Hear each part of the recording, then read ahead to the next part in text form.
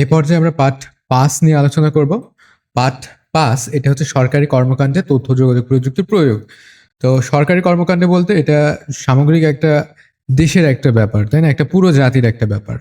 তো সরকারি যে সকল খাতে আমরা আইসিটি কিভাবে ব্যবহার করে থাকি, আম আগে কেমন ছিল আর এখন বর্তমানে কতটা সুবিধাজনক হয়েছে আইসিটির ফলে, এটাই হচ্ছে এই পাঠের আলোচনার বিষয়। এখন সরকারের বিভিন্ন ধরনের কার্যক্রম থাকতে পারে, যেমন আইন নীতি প্রণয়ন করা। তার মানে কিভাবে দেশটা পরিচালনা করতে হবে, কিভাবে মানুষ চলবে সেটার নীতি নির্ধারণ করা। ঠিক আছে? বিভিন্ন মন্ত্রণালয় বা সংস্থার মাধ্যমে তা বাস্তবায়ন করা এবং আন্তর্জাতিক পরিমণ্ডলে দেশকে সঠিকভাবে উপস্থাপন করা। এখন ভিন্ন ভিন্ন কাজের জন্য ভিন্ন ভিন্ন সংস্থা কিন্তু আছে। যেমন তোমার ভিন্ন ভিন্ন মন্ত্রণালয় আছে, সংস্থা আছে। যেমন শিক্ষার জন্য একটা মন্ত্রণালয়, কিংবা তোমার হচ্ছে তরুণদের জন্য একটা মন্ত্রণালয়। তারপরে তোমার যারা সরকারি কাজ করে তাদের জন্য একটা মন্ত্রণালয়। হ্যাঁ, এরকম ভিন্ন ভিন্ন খাতে ভিন্ন ভিন্ন কাজে কিন্তু ভিন্ন ভিন্ন ধরনের মন্ত্রণালয় বা সংস্থা রয়েছে। ঠিক আছে?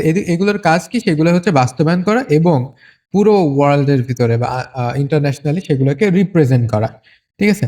তারপরে আরেকটা কাজ কি গুরুত্বপূর্ণ? কর এবং শুল্ক আদায় করা। দেখো, সরকারের কাজ কিন্তু আমরা এখান থেকে জানলাম। তারপর কর এবং শুল্ক আদায় করা।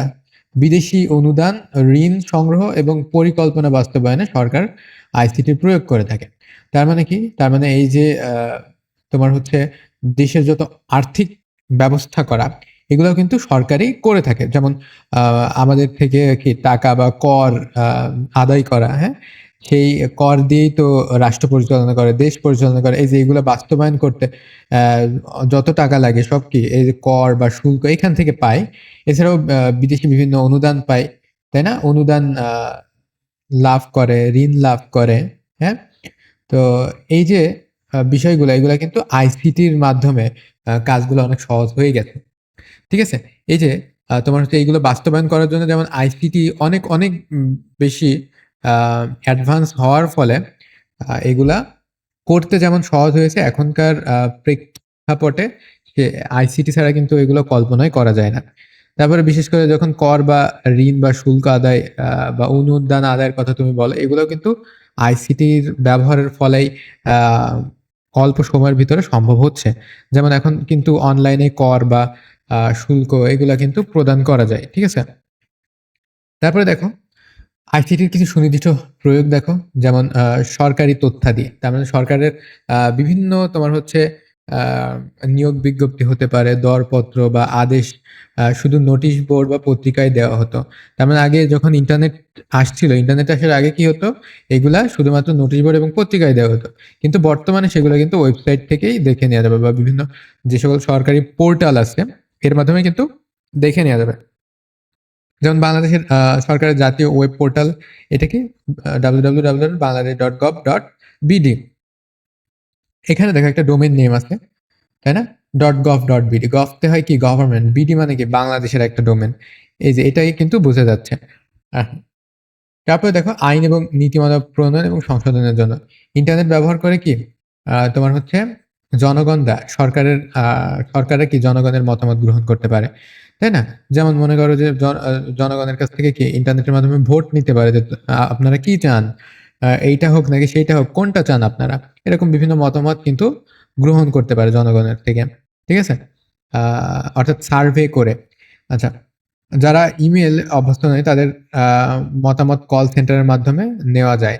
তো সবাই তো আর দেখা যাচ্ছে বাংলাদেশে ভেতরে যত জনগণ আছে তার 50%ই তো টেকনোলজি সম্পর্কে খুব একটা বোঝে না, তাই না? খুবই কম বোঝে। তো তাদের জন্য কি করা? কল সেন্টার তৈরি করা, কিংবা হতে পারে যে তোমার কোনো তাদের জন্য সার্ভিস সেন্টার থাকতে পারে আলাদা করে, তাই না? যাতে করে তাদের হয়ে তাদের হয়ে অন্য কেউ সেই সেবাটা তাদেরকে প্রদান করতে পারে। এখন দেখো বিশেষ দিবস বা ঘটনা সম্পর্কে প্রচার। আহ, তোমার হচ্ছে এখন ঘরে ঘরে মোবাইল ফোন। মোবাইল ফোন নাই এমন কিন্তু তেমন কোনো মানুষ নাই। দেশের 90% মানুষের কাছে কি মোবাইল আছে, 12 কোটি লোকের কাছে মোবাইল, এটা আগের হিসাব। এখন আরো বেশি অবশ্যই। লোকের কাছে মোবাইল ফোন আছে। সরকারি গুরুত্বপূর্ণ ঘোষণা মোবাইল ফোনে কি এসএমএস এর মাধ্যমে, এসএমএস এসএমএস মানে কি শর্ট মেসেজ সার্ভিস, তাই না? এসএমএস এর মাধ্যমে অর্থাৎ খুদে বার্তার মাধ্যমে কি করা হয়, সরাসরি জনগণের কাছে কিন্তু দেওয়া যায়। তোমরা দেখবা যে সরকার কিন্তু আমাদের প্রতিনিয়তই আমাদেরকে কি করে, আমাদেরকে মেসেজ করে, তাই না? প্রতিনিয়তই কিন্তু মেসেজ আসে, দেখবা সরকারি মেসেজগুলা যেগুলা। আচ্ছা, দোরগোড়ায় সরকারি সেবা। এখন তোমার হচ্ছে একসময় সরকারি সেবা পেতে কি কি করতে হতো, অনেক লাইন দিতে হতো বা অনেক সময় কিন্তু অপেক্ষা করা লাগতো, অনেক দিন অপেক্ষা করা লাগতো। কিন্তু এখন মোবাইল ফোনের মাধ্যমে, ঠিক আছে, হাতের মুঠোয় চলে আসছে এইসব কাজ কাম। আমরা মোবাইল ফোনের মাধ্যমে কিন্তু সবকিছু করতে পারি। ঘরে বসে পাসপোর্টের আবেদন টাবেদন করা, হ্যাঁ, তারপরে আয়কর দেওয়া, বিশ্ববিদ্যালয়ে ভর্তি, ট্রেজারি, হ্যাঁ, সব রকম কাজ কিন্তু সব ঘরে বসে আমরা বেশিরভাগই আবেদন, যে সকল কার্যক্রম যার জন্য অনেক লাইন দেওয়া লাগতো, অনেক দিন অপেক্ষা করা লাগতো, সেগুলো আমরা ঘরে বসে মোবাইলের মাধ্যমে কিন্তু করতে পারি। দেখো, ই পর্চা কি? জমি জমার বিভিন্ন রেকর্ড বা সংগ্রহের জন্য আগে অনেক হয়রানি হতো। বর্তমানে দেশের 64 জেলায় ই সেবা কেন্দ্র থেকে অনলাইনে আবেদন করে জমি জমার রেকর্ডের অনুলিপি বা ই পর্চা সংগ্রহ করা যায়। তো তোমার এই যে জমি জমার যে সকল দলিল পত্রগুলো বা রেকর্ড বলতে কোন জমিটা কার, কতটুকু কার, কোন পয়েন্ট থেকে কোন পয়েন্ট পর্যন্ত জমি কার, হ্যাঁ, এইগুলো বিভিন্ন ধরনের ই পর্চা আছে, হ্যাঁ, অনেক প্রকার কিন্তু পর্চা আছে। তো এই পর্চার কি, ই পর্চাগুলো কিন্তু এখন অনলাইন থেকেই সংগ্রহ করা যায়, খুবই সীমিত কিছু ফি দেওয়ার মাধ্যমে, ঠিক আছে? এখন দেখো ইবুক। তোমার হচ্ছে দেখবা যে এনসিটিভির যে বইগুলা, এই যে আমরাও কিন্তু এনসিটিভির বই দেখে পড়াই না, তো এইটা কি, ইবুক, এটা কিন্তু অনলাইনে সহজেই পাওয়া যায়। তার মানে সরকারি ইবুক যে প্ল্যাটফর্ম, যে এনসিটিভির যে প্ল্যাটফর্ম আছে, তাই না, এনসি টিভি, এখান থেকে কি কি করা যায়, তোমাদের যত বই আছে মেন বইগুলা, অর্থাৎ বোর্ড বইগুলা, সেগুলা কিন্তু এখান থেকেই পাওয়া যায়। আচ্ছা, তারপর ই পুরজি মানে কি, এটা হচ্ছে চিনিকলের পুরজি বা ইক্ষু সরবরাহের অনুমতিপত্র। তার মানে আহ, কোথায় কেমন চিনিকল হবে, এগুলোর উৎপাদন বা খরচ টরচ, আয় ব্যয় সবকিছুর আহ, কি একটা তথ্য। আর এগুলার জন্য এখন কিন্তু আহ, যে কেউ যদি অনুমতি নিতে চায় যে আমি ইক্ষু বা আখ সরবরাহ করব, আমি চিনি তৈরি করব, এরকম যদি কেউ করতে চায়, তাহলে কি তারা মোবাইল ফোনের মাধ্যমে কিন্তু এই পুঁজি পেয়ে যাচ্ছেন, ঠিক আছে? এই কারণে কি হচ্ছে, উম, খুব দ্রুত হচ্ছে এই কাজটা, আর সবার জন্য পসিবল হচ্ছে। তারপরে দেখো, পাবলিক পরীক্ষার ফলাফল। তোমরা কিন্তু পাবলিক পরীক্ষা হয়তো বা এখনো পর্যন্ত দাওনি, তবে একসময় ক্লাস 5-এ পিএসসি ছিল, ক্লাস 8-এ জিএসসি ছিল, এগুলোর কিন্তু ফলাফলও তোমার হচ্ছে অনলাইনের মাধ্যমে কিংবা এসএমএস এর মাধ্যমে, মোবাইলের মাধ্যমে কিন্তু পাওয়া যেত, যেটা একসময় কিন্তু খুবই কষ্টকর ছিল। আমাদেরকে একেবারে কেন্দ্রে যাওয়া লাগতো, কেন্দ্রে গিয়ে খুঁজে খুঁজে, ম্যানুয়ালি খুঁজে খুঁজে কিন্তু বের করা লাগতো। তাহলে দেখো কত ঝামেলা, তাই না? বা কখন যে রেজাল্ট দিছে এটাও কেউ কিন্তু জানতে পারতো না, এমন একটা অবস্থা ছিল। দেখো, ই স্বাস্থ্যসেবা, জনগণের কাছে স্বাস্থ্যসেবা পৌঁছাতে টেলিমেডিসিন সেন্টার গড়ে তোলা হয়েছে। পাশাপাশি সরকারি হাসপাতালের ব্যবস্থাপনা নিয়ে মোবাইলের এসএমএস বা অভিযোগ পাঠানোর ব্যবস্থা করা হয়েছে। তো টেলিমেডিসিনের মাধ্যমে কিন্তু স্বাস্থ্যসেবা নেওয়া যায় দূর দূরান্ত থেকে, তাই না? তারপর আরেকটা হচ্ছে হাসপাতালের ব্যবস্থাপনা নিয়ে। তার মানে হাসপাতালে যদি মনে করো কোনো কিছুতে নালিশ তুমি করতে চাও, কমপ্লেন যদি করতে চাও, তাহলে সেটাও কিন্তু এখন খুব সহজেই করতে পারো এটার মাধ্যমে, তাই না? তো যাতে তাদের সার্ভিসটা বা মানটা যাতে আরো উন্নয়ন করা যায়, সেটার ব্যবস্থা কিন্তু এখন করা খুবই ইজিয়ার হয়ে গেছে, সবার জন্যই এটা অ্যাক্সেসেবল বা সবাই এটা করতে পারে। অনলাইনে আয়কর রিটার্ন প্রস্তুতকরণ, মানে আয়কর যারা দিবে তারা কিন্তু এখন ঘরে বসেই কিন্তু তোমার আয়কর রিটার্ন কিন্তু দাখিল করতে পারবে, ঠিক আছে? তার মানে তারা যেমন ঘরে বসেই তোমার হচ্ছে কত টাকা আয়কর দিতে হবে, এগুলো কিন্তু হিসাব করে ঘরে বসে কিন্তু পেমেন্ট করে দিতে পারে। দেখো, postal, cash card, mobile banking, electronic money transfer system এবং ইন্টারনেট ব্যাংকিং এর মাধ্যমে এক স্থান থেকে অন্য স্থানে খুব সহজ এবং দ্রুত, তাই তো, সেকেন্ডের ভিতরে কিন্তু টাকা পাঠানো যায়। পরিষেবার বিল পরিশোধ মানে হচ্ছে আমরা কিন্তু এখন এই যে বিদ্যুৎ বিল দেওয়া, এগুলো কিন্তু অনলাইনের মাধ্যমে, মোবাইল ব্যাংকিং এর মাধ্যমে দেওয়া যায়। পানি বিল, গ্যাস বিল, তারপরে ইন্টারনেট বিল, হ্যাঁ, এগুলো লাইনে এখন আর দাঁড়ানো লাগে না এগুলো দেওয়ার জন্য। একসময় কিন্তু অনেক লম্বা লাইনে দাঁড়িয়ে দেওয়া লাগতো। ঠিক আছে? এখন মোবাইল ফোনের মাধ্যমে কিন্তু এগুলা পরিশোধ করা যায়। তারপর পরিবহন। অনলাইনে বা মোবাইল ফোনে ট্রেন, বাস, বিমানের টিকিট সংগ্রহ করা যায়। ঠিক আছে? অনলাইনে বা মোবাইল ফোনের মাধ্যমে কিন্তু তুমি এখন ট্রেনের টিকিট কাটতে পারবা। কাটছো নিশ্চয়ই। বাসের টিকিট নিশ্চয়ই কাটছো বা বিমানের টিকিট নিশ্চয়ই রিজার্ভ করছো। করছো না? আচ্ছা। তারপরে দেখো আ অনলাইন রেজিস্ট্রেশন। আমরা অনলাইনের মাধ্যমে কিন্তু কোনো একটা কোম্পানি রেজিস্ট্রেশন এখন করতে পারি। আমরা অনলাইনের মাধ্যমে তোমার হচ্ছে ট্রেড লাইসেন্স বা এগুলা কিন্তু করতে পারি। একসময় কিন্তু এখানে এইসব সেক্টরে প্রচুর পরিমাণ দালাল ছিল। দালালকে তারা প্রচুর পরিমাণে টাকা খাবে, টাকা ছাড়া কোনো কাজ হইতে দিবে না। হ্যাঁ? কোনো ফাইল টাকা ছাড়া নড়ার মতো অবস্থা নেই। তো এই যে দালাল একসময় প্রচুর পরিমাণে ছিল, এখন বেশ কিছুটা কম হইছে। কিসের জন্য? কারণ এখন সব অনলাইনেই করতে পারছে। তার মানে এখন আর অফিসে যাওয়ার যেহেতু ঝামেলা নেই, সেহেতু দালালেরও এখন আর তেমন কোনো ঝামেলা নেই, খুব একটা নেই। ঠিক আছে? আইসিটি প্রয়োগের ফলে স্বয়ংক্রিয়ভাবে সেই হয়রানি এখন আর নেই। তাহলে আশা করি বুঝতে পারছো যে এইসব সরকারি ক্ষেত্রে যে সকল উন্নয়ন আ ঘটানো হয়েছে সেগুলোর ফলে এখন সরকারি সার্ভিস বা সরকারি সেবাগুলো পাওয়া কত সহজ হইছে, তাই না? এই যে যেমন ১ম থেকে আমরা যদি দেখি সরকারি যে ওয়েব পোর্টাল বা ওয়েবসাইট সরকারি আম যেটা মেইন ওয়েবসাইট যেটা, সেখান থেকে কিন্তু আমরা বিভিন্ন ধরনের নীতিমালা বা আ নিয়োগ বিজ্ঞপ্তি-টিজ্ঞপ্তি এইসব বিভিন্ন ধরনের তথ্য কিন্তু আমরা খুব সহজে সেখানকার নোটিশ বোর্ড থেকে পেয়ে যাচ্ছি, তাই না? তারপরে তোমার আইন সংশোধন বা নীতিমালা প্রয়োজনের জন্য তোমার হচ্ছে আ দেখা যাচ্ছে মতামত নিতে পারে তোমার কাছ থেকে সরকার, তাই না?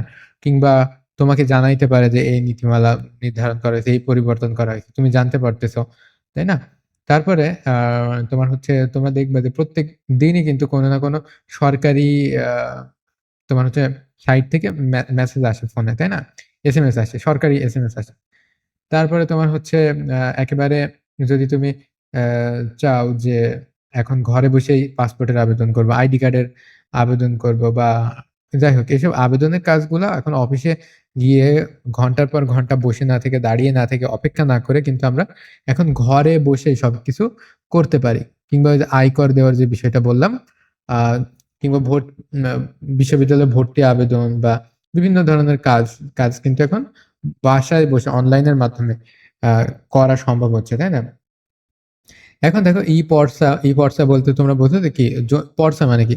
পর্চা মানে হচ্ছে জমি বা দলিল আ এসবের হিসাব বা রেকর্ড, তাই না? যে কার জমি কোথা থেকে কতটুকু এটার একটা রেকর্ড। তো এটা সরকারি রেকর্ডের কিন্তু অন্তর্ভুক্ত আ যদি হয়ে থাকে তাহলে কিন্তু সেসব সরকারি ওয়েবসাইট থেকে কিন্তু আমরা সংগ্রহ করতে পারি। ঠিক আছে? তার মানে এখন আর সেই হারিয়ে যাওয়ার কোনো ভয়-টয় কিন্তু নাই। তারপরে ই-বুক। ই-বুকের জন্য তোমরা দেখছো যে আ তোমার হচ্ছে যে এনসিটিবির যে ওয়েবসাইট অর্থাৎ যেখান থেকে আমরা বোর্ড বই সব পেয়ে থাকি, তাই না? বোর্ড বই কিন্তু সব ডিজিটাল কপি অর্থাৎ ই-বুক অর্থাৎ পিডিএফ কিন্তু এখান থেকে আমরা ডাউনলোড করে নিতে পারি খুব সহজেই। তারপরে পাবলিক পরীক্ষার ফলাফল কিন্তু আমরা এখন বা যেকোনো পরীক্ষার ফলাফলই কিন্তু এখন আমরা ইন্টারনেট, অনলাইন বা এসএমএস এর মাধ্যমে কিন্তু আমরা নিয়ে থাকতে পারি। ঠিক আছে? তারপরে আ স্বাস্থ্যসেবার ভেতরে তোমরা টেলিমেডিসিন সম্পর্কে দেখেছো। অর্থাৎ টেলিমেডিসিনের মাধ্যমে আমরা দূর-দূরান্তে বসে দূর-দূরান্তের ডাক্তারদের থেকে আমরা কিন্তু আ চিকিৎসা সেবা নিতে পারি। অর্থাৎ পরামর্শ আমরা নিতে পারি। তাই না?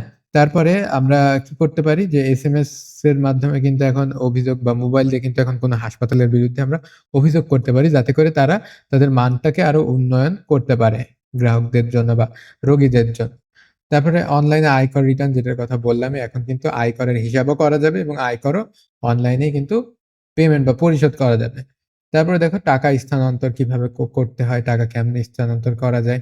স্থানান্তর মানে কি তোমরা এই যে টাকা পাঠাচ্ছ, কিভাবে টাকা পাঠাচ্ছ? মোবাইল ব্যাংকিং এর মাধ্যমে টাকা পাঠাচ্ছ। তাই না?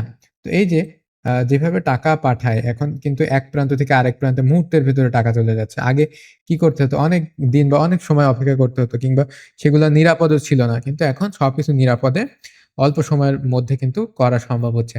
তারপরে তুমি এখন ঘরে বসে সবকিছুর বিল পরিশোধ করতে পারছো। বিদ্যুৎ বিল, পানি বা গ্যাস বিল এগুলো সবই ঘরে বসেই পরিশোধ করতে পারতেছ। তারপরে তোমার পরিবহনের জন্য মানে তোমার হচ্ছে বাসের টিকিট কাটতে পারতেছো, ট্রেনের টিকিট কাটতে পারতেছো, বিমানের টিকিট বুকিং করতে পারতেছো। সবই কিন্তু অনলাইনের মাধ্যমে করা সম্ভব হচ্ছে।